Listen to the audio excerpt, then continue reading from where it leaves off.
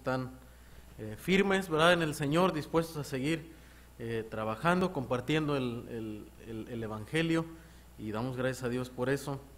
Y bueno, pues son, como hemos escuchado, ¿verdad?, se nos vienen semanas de bastante trabajo, ¿verdad? Hay ministerios que se reanudan, y en verdad hay mucha oportunidad, ¿verdad?, para poder servir.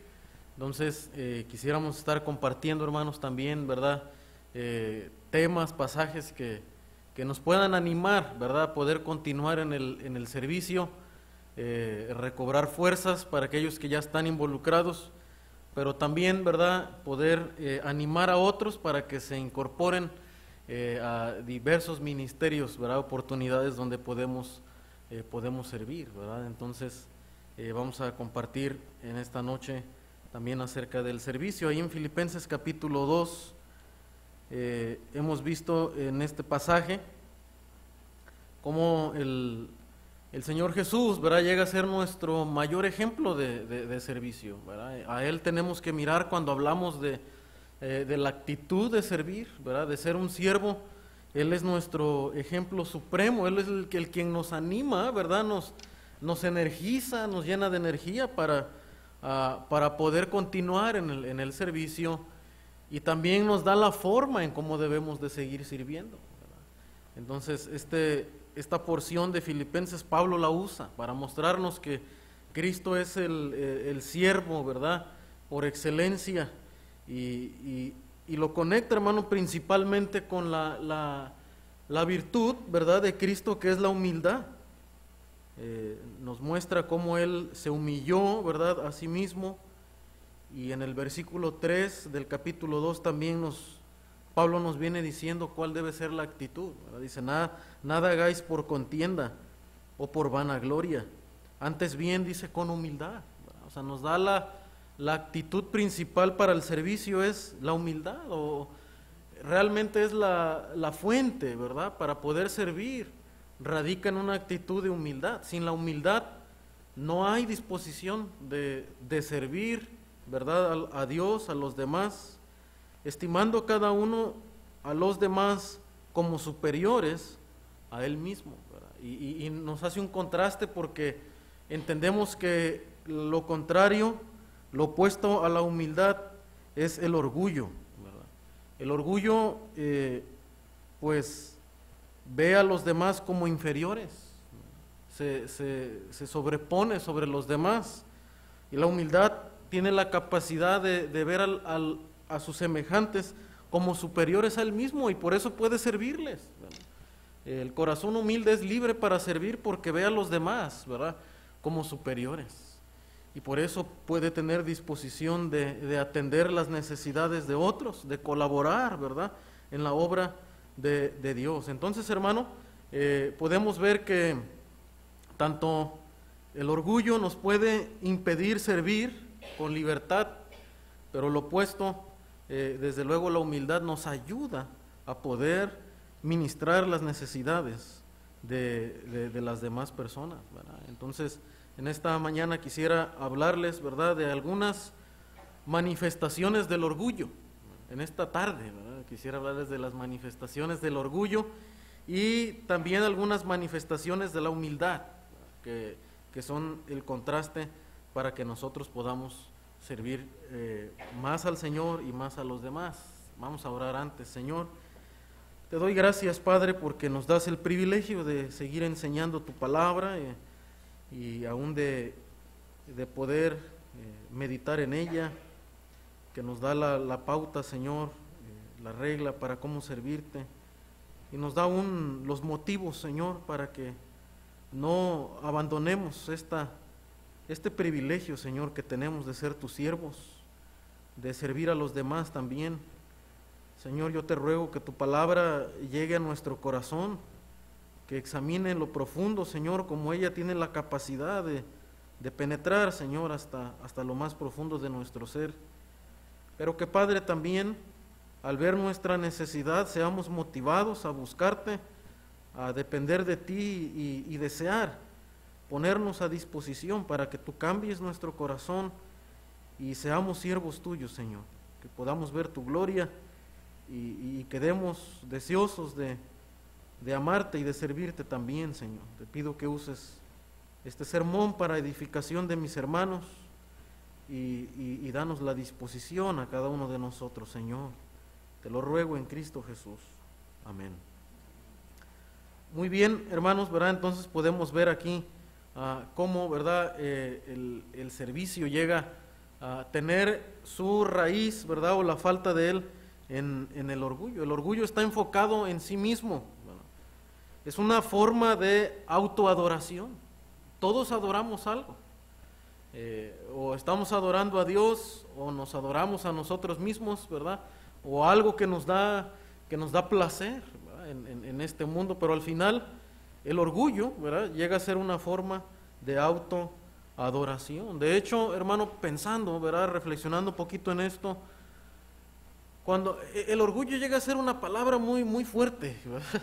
De hecho, no es fácil que nosotros reconozcamos que estamos luchando con el orgullo, ¿verdad?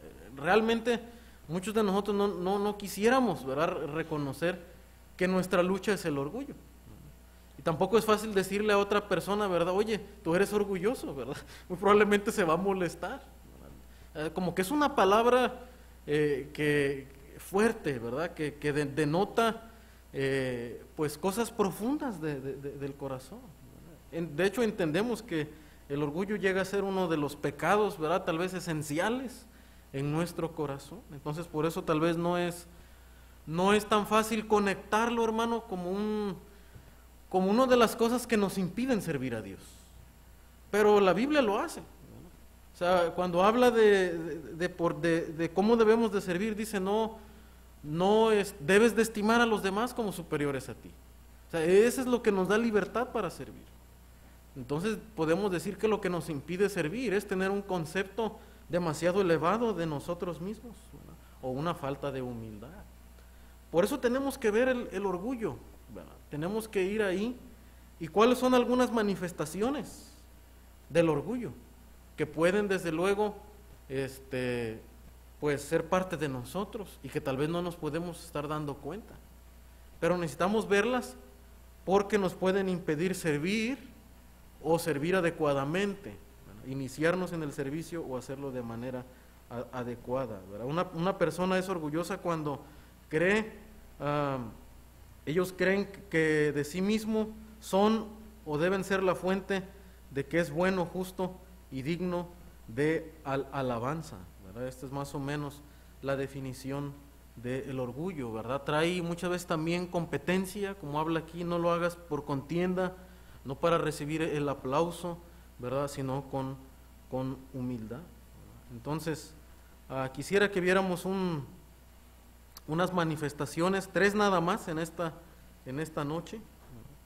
El orgullo realmente ciega, ¿verdad? Por eso decíamos que no es tan fácil muchas veces llegar a una conclusión, ¿verdad? De nosotros mismos y decir, oye, estoy luchando con el orgullo, ¿verdad? Estoy batallando con el orgullo, porque normalmente es un pecado, que nos ciega muchas veces, ¿verdad? No es fácil verlo, es más fácil verlo en otra persona, pero en nosotros mismos no, ¿verdad? Pero me gustaría que viéramos 3 manifestaciones del orgullo. Primero, número 1, una manifestación de orgullo, hermano, es quejarse contra o pasar juicio sobre Dios, o sea, quejarse contra Dios o llegar a juzgar a Dios de alguna manera en nuestra actitud, ¿verdad? Una persona orgullosa en una situación difícil, cuando viene una prueba, algún problema, normalmente piensa, ¿verdad? Mira lo que Dios me ha hecho después de todo lo que yo he hecho por Él. Y tal vez no lo digamos así, ¿verdad? De una manera expresa, pero en nuestro corazón, ¿verdad? Muchas veces pasan estos pensamientos, o podemos tomar una actitud así. De hecho, es curioso, hermano, que mucha gente en las iglesias deja de servir por eso, porque dicen, ¿cómo si yo estaba tan involucrado, estaba participando, estaba sirviendo a Dios? ¿Y por qué Dios, verdad, me paga de esta manera? ¿Por qué me pone en esta prueba? ¿Por qué me quita esto, verdad? ¿Por qué cuando estaba sirviendo me quedé sin trabajo, ¿verdad? O tuve un problema económico fuerte o un problema de salud. Personas llegan a desanimarse pensando así, de esta manera, ¿verdad? Mira lo que Dios me ha hecho, después de todo lo que yo he hecho por Él. Entonces es una manera, hermano, de quejarnos contra Dios, de juzgar a Dios. Y esto radica en el orgullo. ¿Por qué? ¿Por qué el orgullo, hermano, tiende a quejarse o a juzgar de las situaciones que Dios pone en nuestra vida? Vamos a un pasaje en Números 14.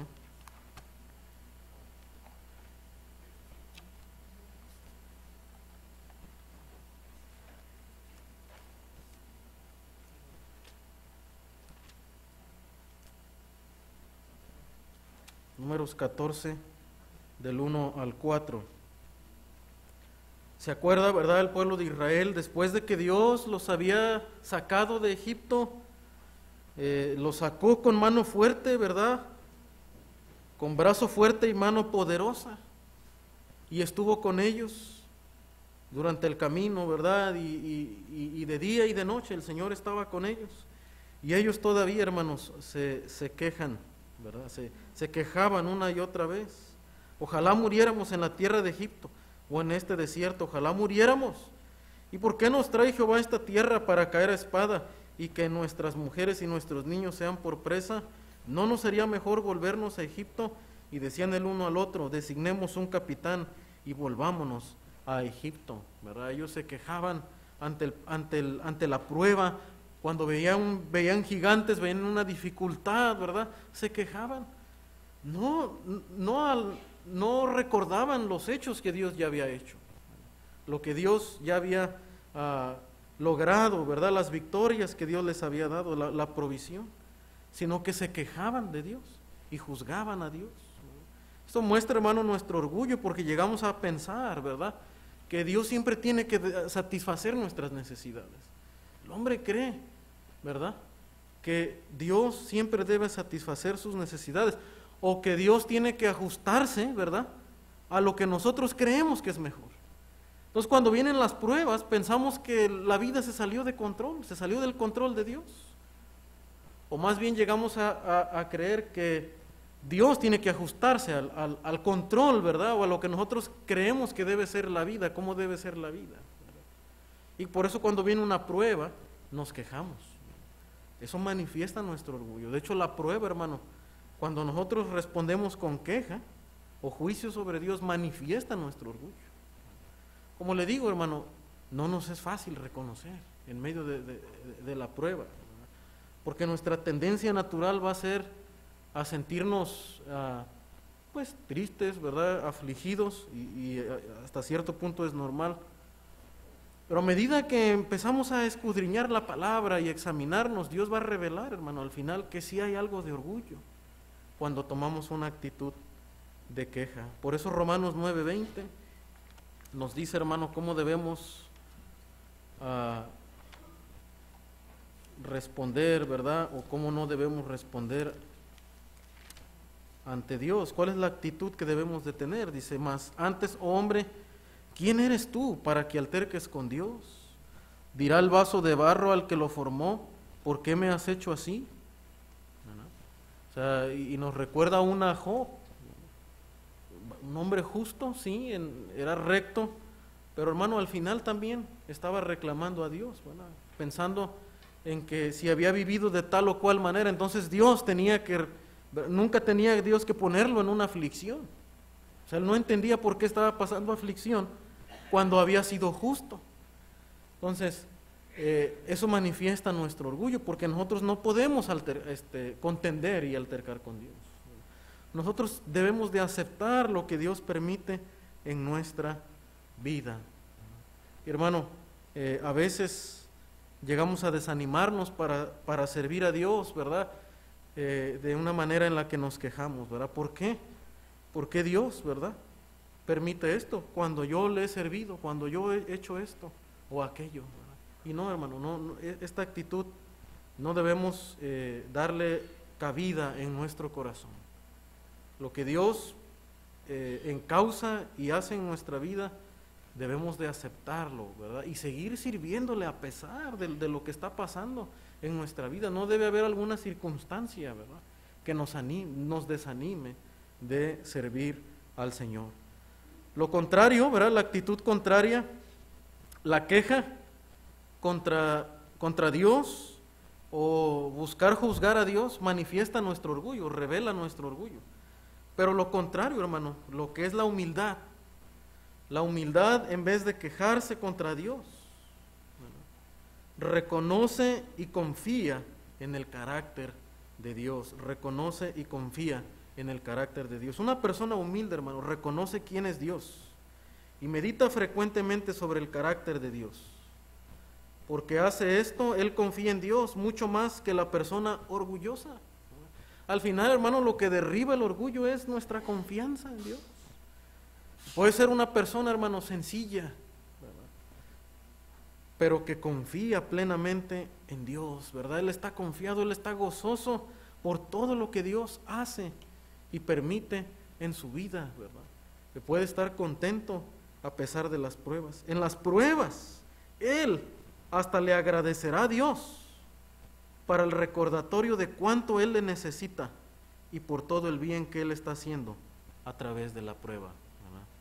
Y yo puedo ver, ¿verdad?, esto en muchos hermanos, ¿verdad? Ahora que hermanos han estado pasando por prueba y platicamos con ellos, ¿verdad?, nos anima, hermano, ver su testimonio.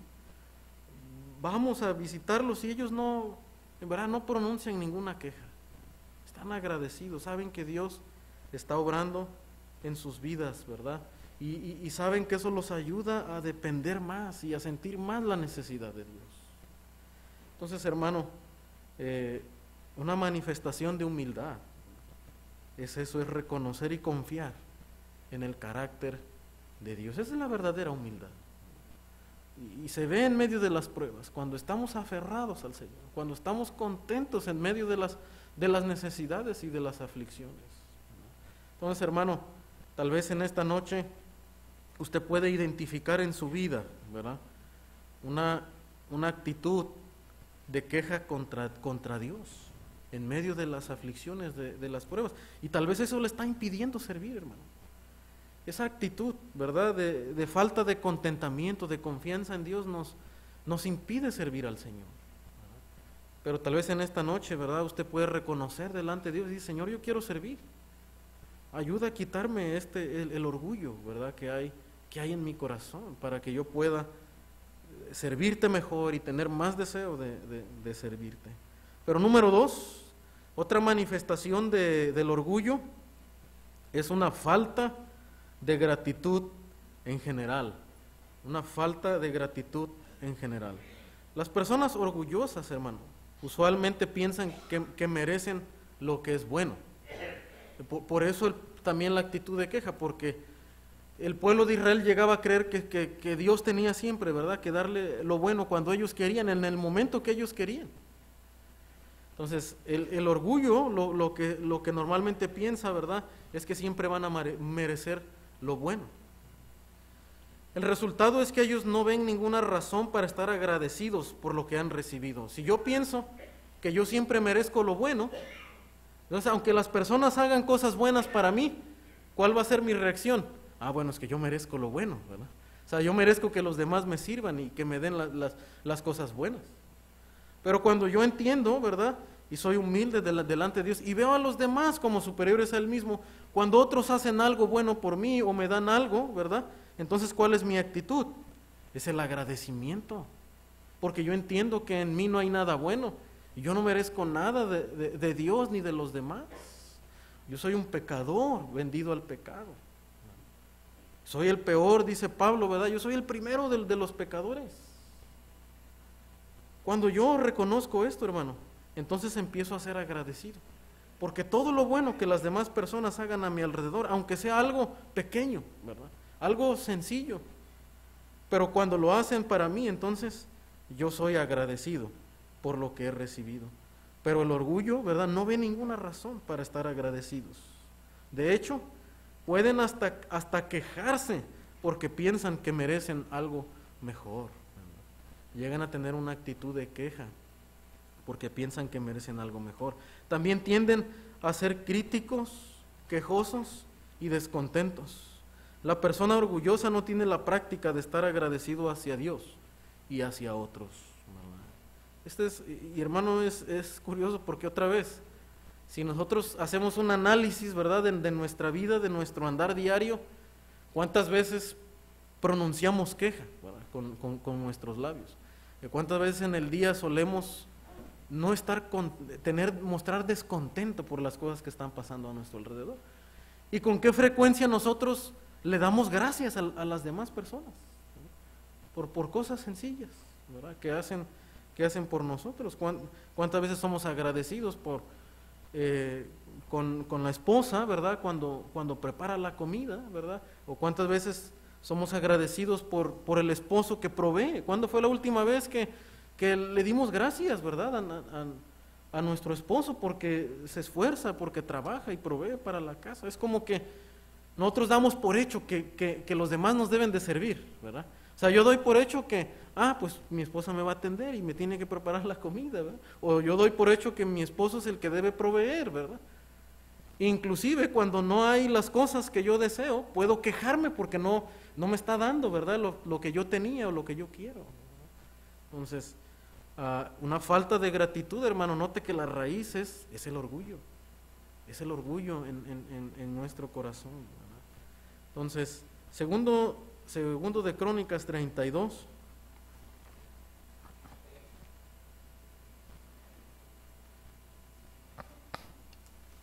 (32:5) dice: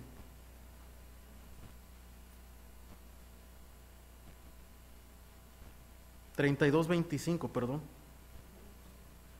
Mas Ezequías no correspondió al bien que le había sido hecho, sino que se enalteció su corazón, y vino la ira contra él y contra Judá y Jerusalén.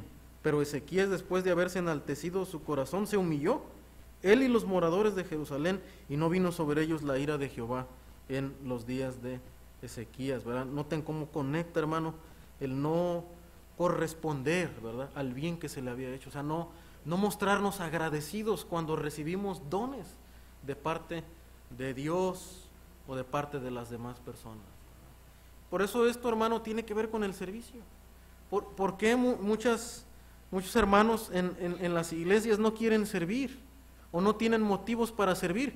Porque no están meditando en los dones de parte de Dios. Olvidamos, ¿verdad?, de dónde nos rescató Dios. Olvidamos que lo que tenemos es por gracia. Olvidamos que si tenemos un trabajo, una casa, es porque Dios es bueno y misericordioso. Entonces, cuando el creyente no medita, hermano, en estas cosas, se vuelve orgulloso, llega a creer que lo que tiene es por él, por su esfuerzo. Entonces, por eso no tiene disposición de servir a Dios.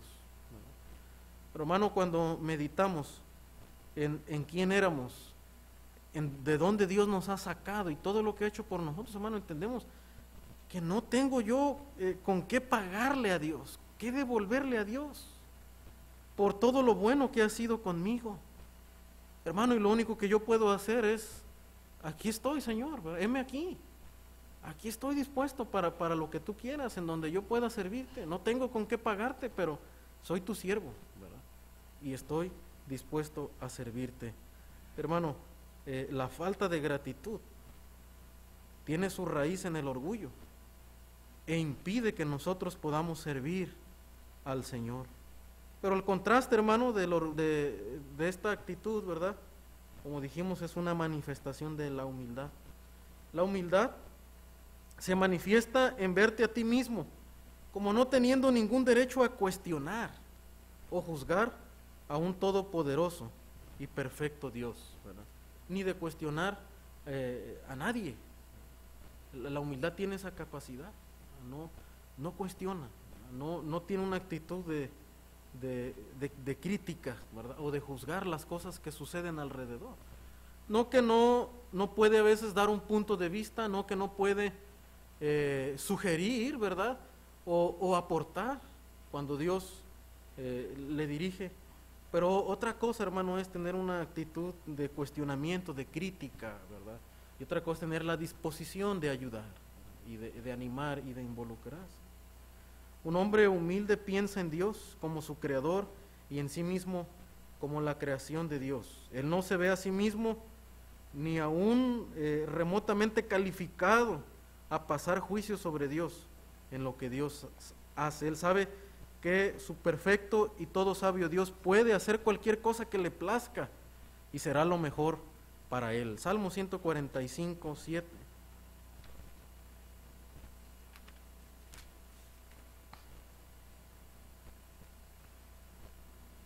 Proclamarán, 145, 17, justo es Jehová en todos sus caminos y misericordioso en todas sus obras. O sea, lo que está diciendo el salmista es, todo lo que Dios hace en esta vida es perfecto. Dios no se equivoca. El humilde puede reconocer, hermano, que Dios, ¿verdad?, es justo en todo lo que hace. Romanos 9, 19.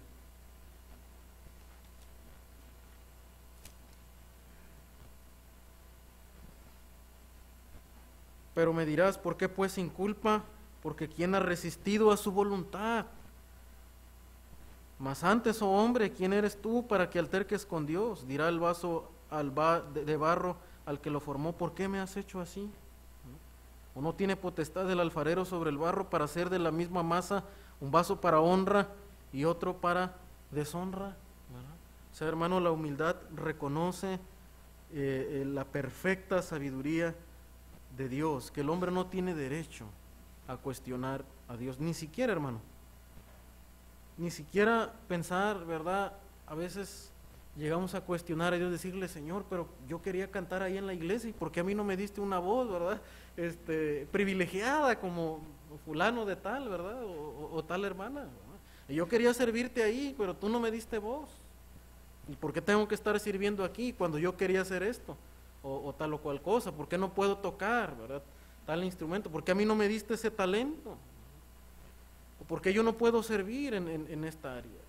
Entonces, llegamos a cuestionar a Dios, y no vemos cómo Dios ya nos ha a nosotros dotado, ¿verdad?, con dones especiales para que nosotros les sirvamos y los desarrollemos.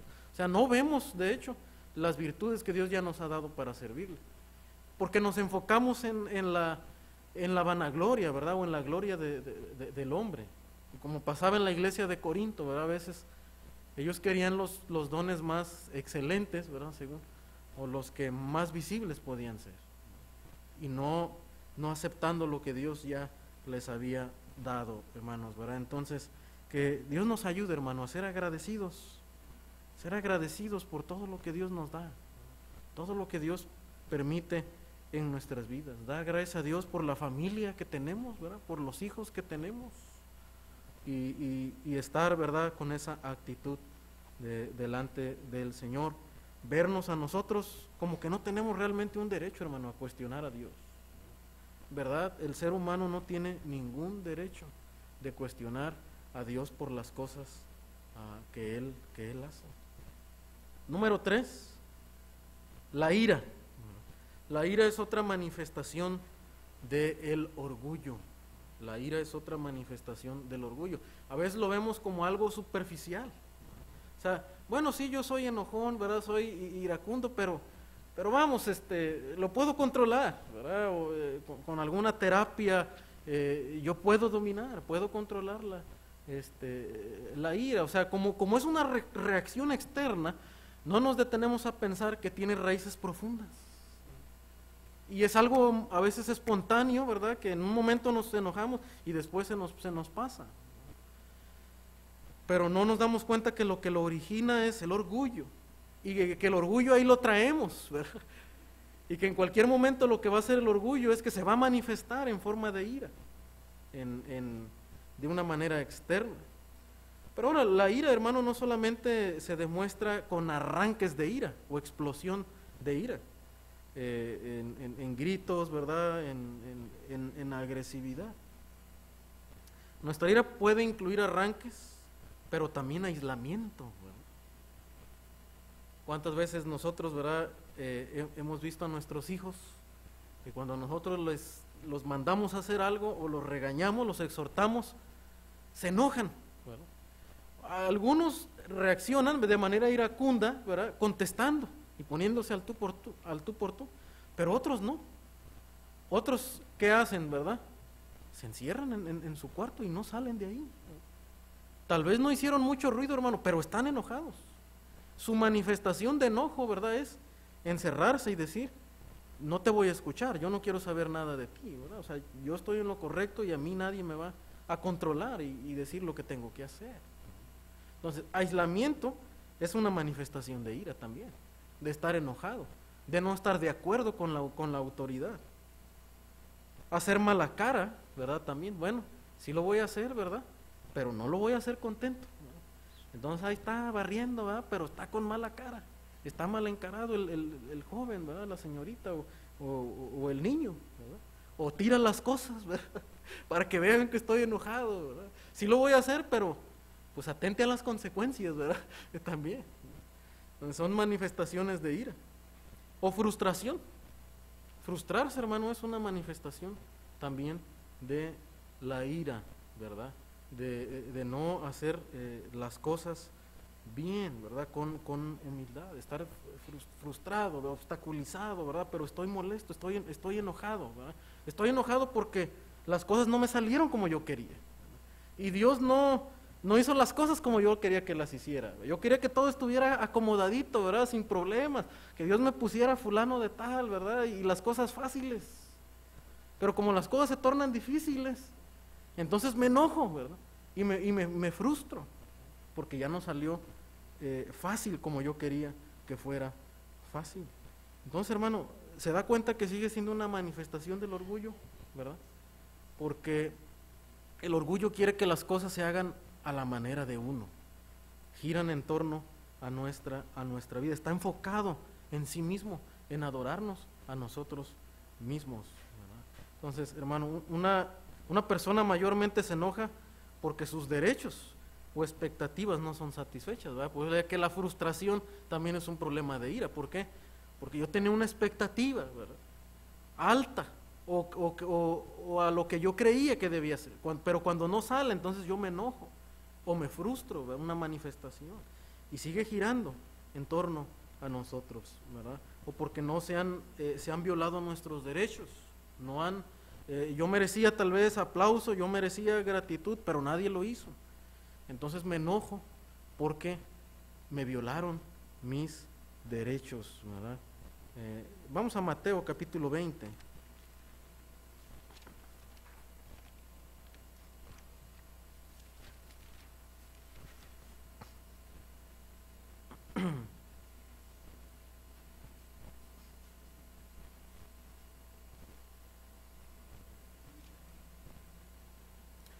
En esta parábola, ¿verdad?, de los obreros de la viña, dice el versículo 8, cuando llegó la noche, el señor de la viña dijo a su mayordomo, llama a los obreros y págales el jornal, comenzando desde los postreros hasta los primeros. Y al venir los que habían ido cerca de la hora 11, recibieron cada uno un denario, y al venir también los primeros pensaron que habían de recibir más, ¿verdad?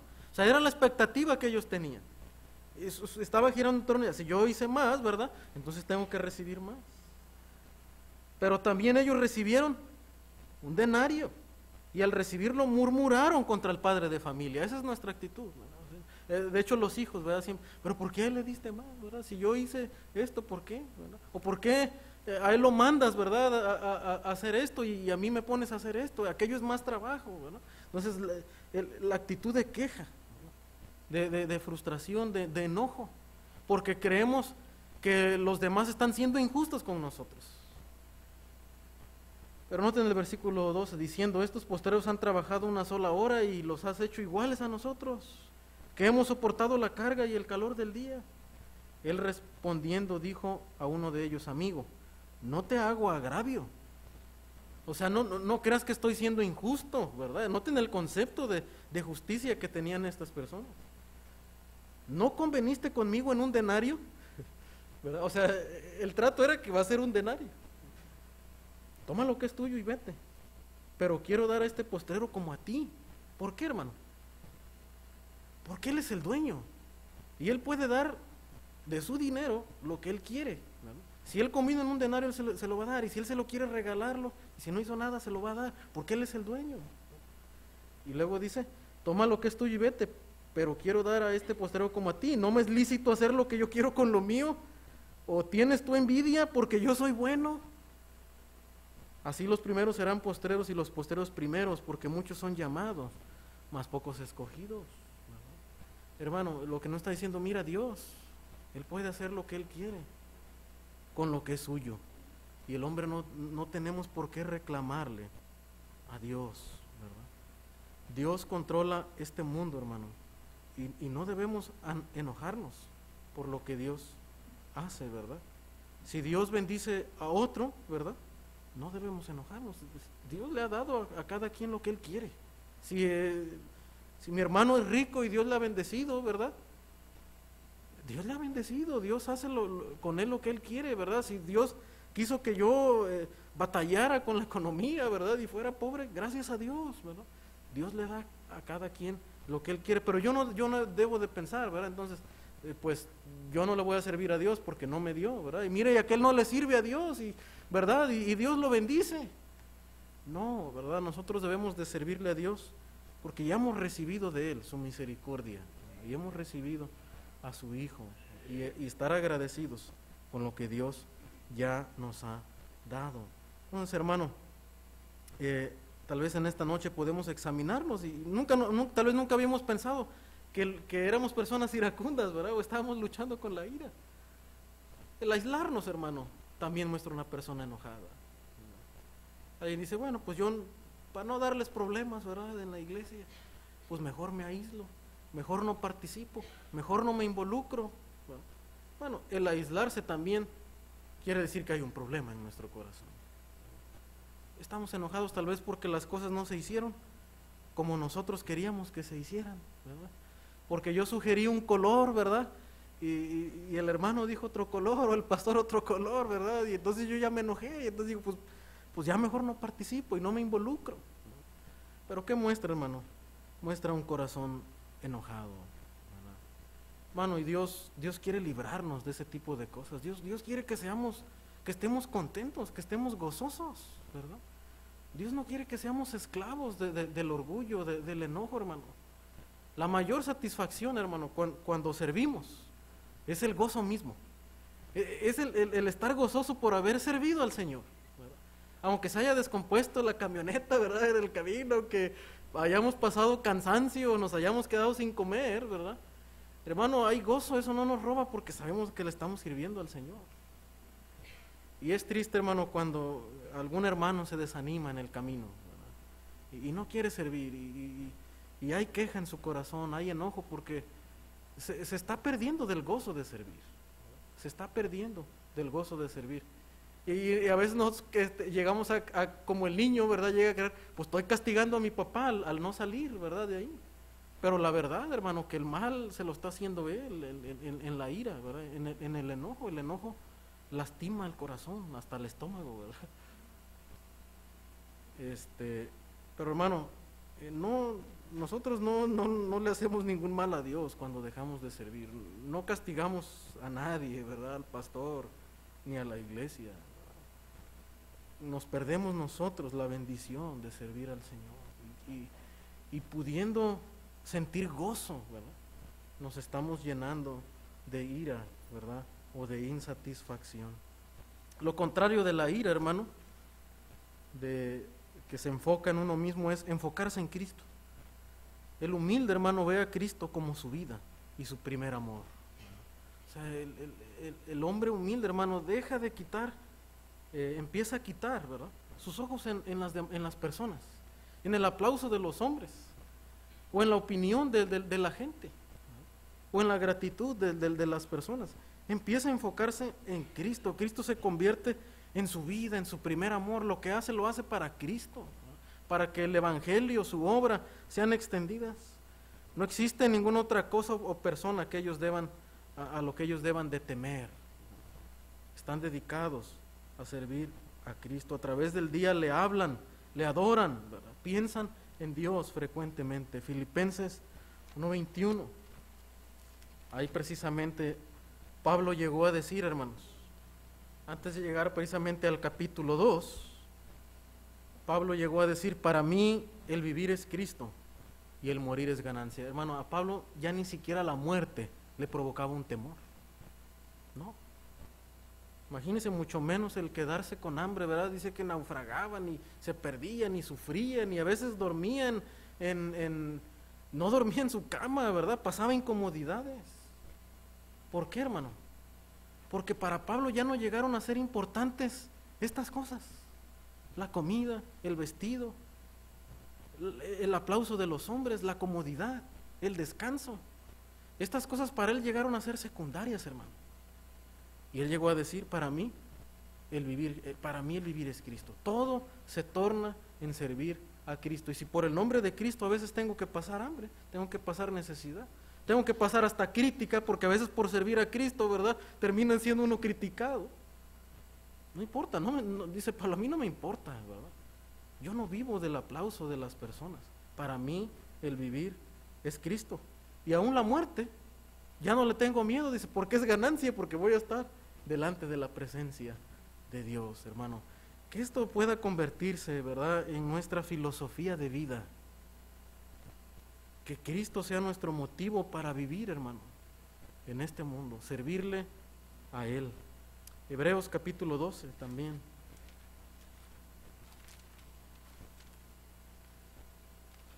Hebreos 12, 1 al 2. Por tanto, nosotros también, teniendo en derredor nuestra tan grande nube de testigos, despojémonos de todo peso y del pecado que nos asedia, y corramos con paciencia la carrera que tenemos por delante. Hay que despojarse, ¿verdad?, de esa ira, ¿verdad?, de ese orgullo con el que luchamos día a día.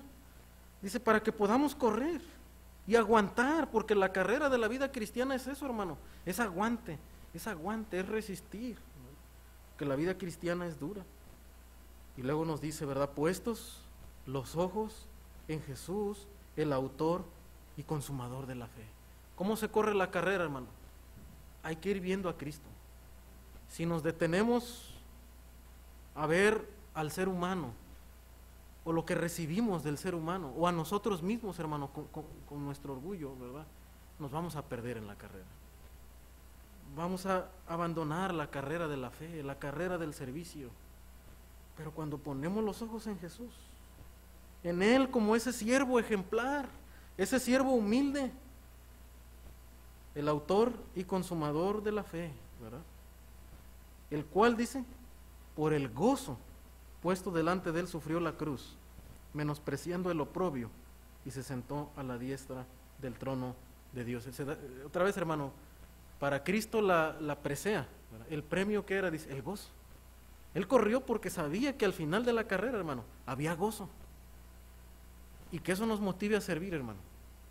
En el servicio vamos a sufrir algunas cosas, ¿verdad? Usted dice, hermano, pues nos venía a animar o nos viene a desanimar, ¿verdad? No, hermano, hay que ser realistas, porque cuando servimos enfrentamos también aflicciones, desánimos, tropiezos, luchas. Pero al final, hermano, hay gozo. Detrás de toda la aflicción hay gozo. El gozo de saber que Dios nos va a recompensar, hermano.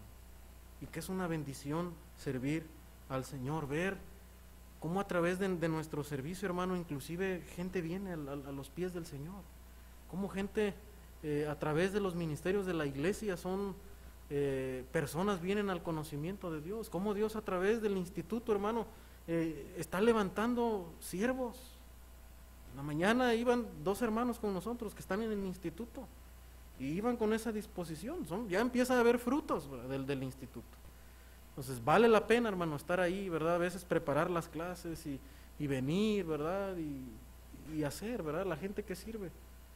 Sí, es pesado muchas veces, sí se sacrifican cosas, pero vale la pena.